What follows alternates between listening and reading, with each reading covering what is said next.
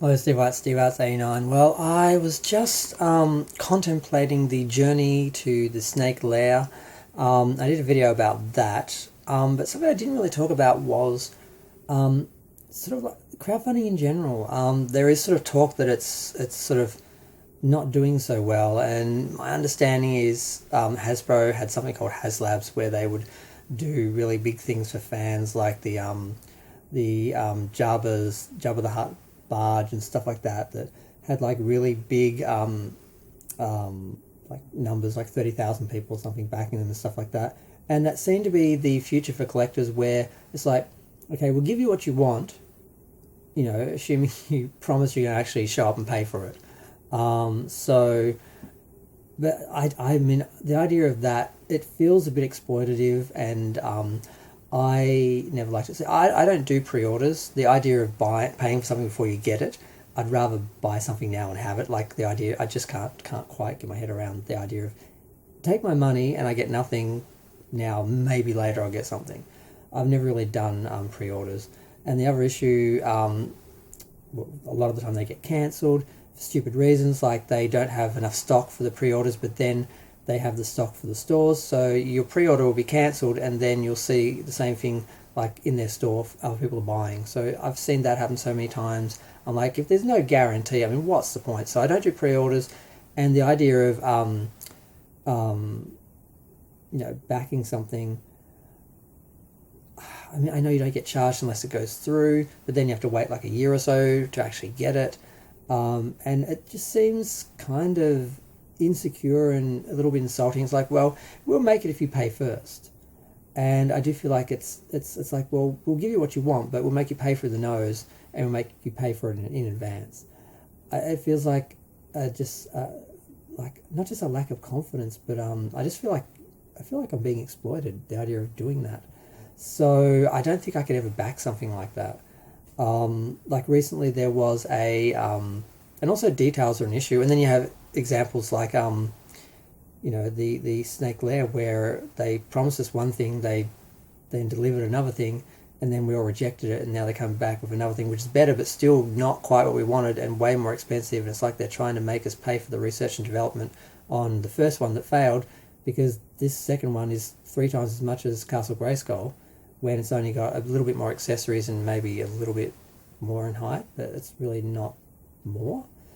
We're paying 3 times as much, or supposed to. So whether that'll pick up, whether people will actually fund it, whether they'll get enough backers, it's not certain.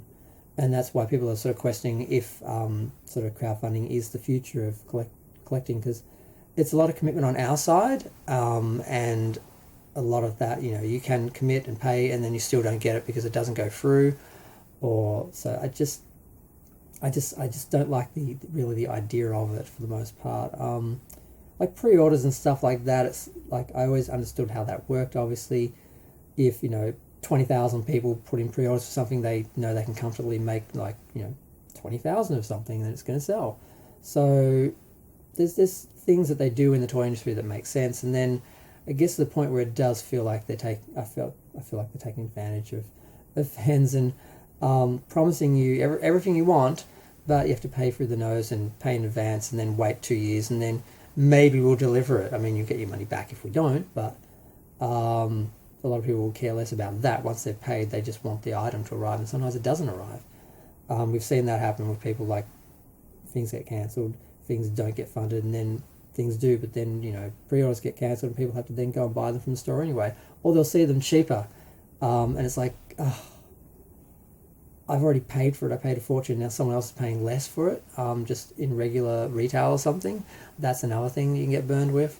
So yeah, just the idea doesn't really work for me, and I can see a lot of people doing the same thing. I mean, people have just gone to San Diego Comic Con and spent a lot of money, so maybe in a week or two, when they've had a few more paychecks, they might want to invest, and it might pick up, and it might actually get funded. But it's not a certain thing. It's not for sure, and none of these things seem for sure anymore. And it's understandable, but it's not good either, because then they're less likely to oppose things. But I mean, I know it's like, you've got the market, just put stuff in the stores so fans can just walk out and buy it. They don't have to decide before seeing it, or decide years in advance or anything. And their argument is, well, things don't always sell. So we want to make sure and make you pay in advance. It just feels, it just doesn't work for me. So I probably won't be doing any crowdfunding anytime soon. I'm just curious how people feel about it. Like, it seems to be something that was really embraced at first as a way of, we can finally get what we want. But then the reality of that and how it worked, I don't think really was what people were expecting. And I don't know if it's going to be something that they maintain or they can find a balance. But yeah, I just want to talk about that for a minute, see what other people think. I'm going to go. Feel free to share, like, comment, subscribe, and then let me know what you think of crowdfunding and the snake lair and just all that. And maybe actually ding the bell, go to the channel, look for other videos, because you won't be seeing my stuff on your feed because YouTube just doesn't support small content creators and people who don't do big flashy videos.